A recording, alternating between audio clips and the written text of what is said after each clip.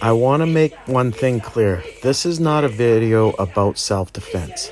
Self-defense is awareness, avoidance, de-escalation, lifestyle choice, boundaries, healthy boundaries that is, and being assertive about your boundaries. For the stupid out there, I am going to say that if you can avoid, if you can run away, obviously that's what you're going to do.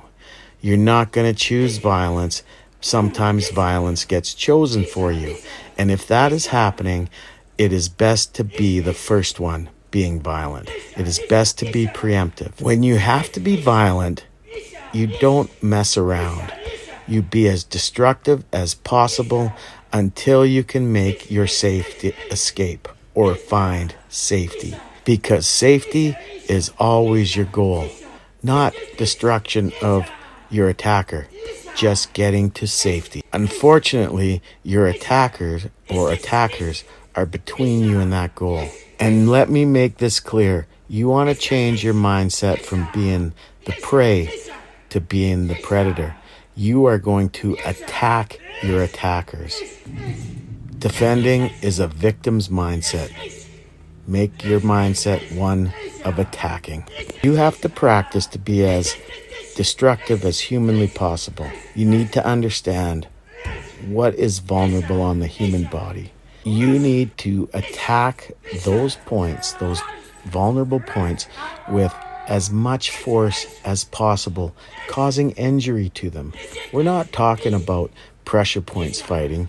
We're talking about crushing the trachea, breaking or dislocating the knee, driving your thumbs so deep into the eye sockets that they get wet, smashing and breaking parts of the skull, hitting the head so hard that the brain slams into the side of the skull and you effect a knockout, twisting the head and smashing the person onto the ground, stomping on their ankles, just trying to destroy the body as quickly as possible so you can get away. Because if you are fighting over egotistical ideas, over some stupid moment of anger, then you are as much a part of the violence as the perpetrator, or you may even become the perpetrator.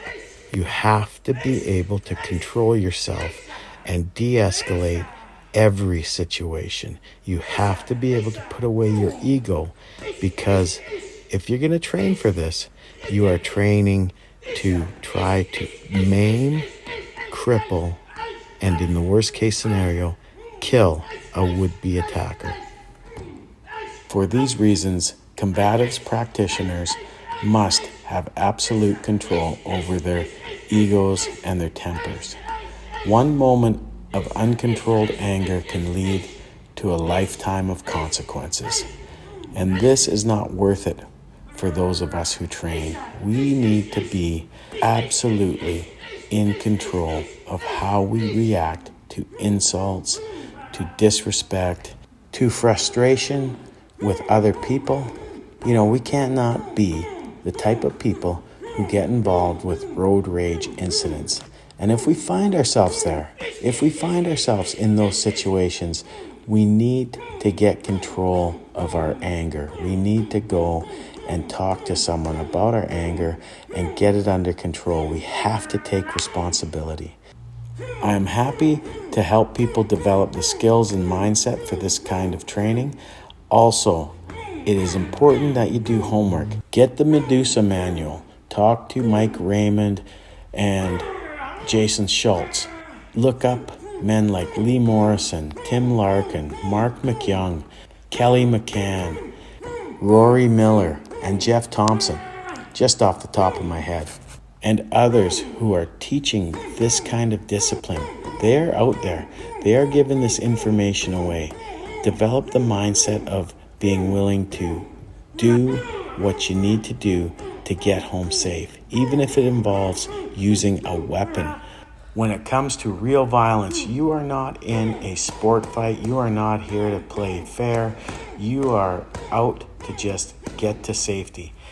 And if that means going through the person, if that means being as destructive as possible, that is the mindset you need to develop. Fair play and defending have no place when it comes to countering real violence.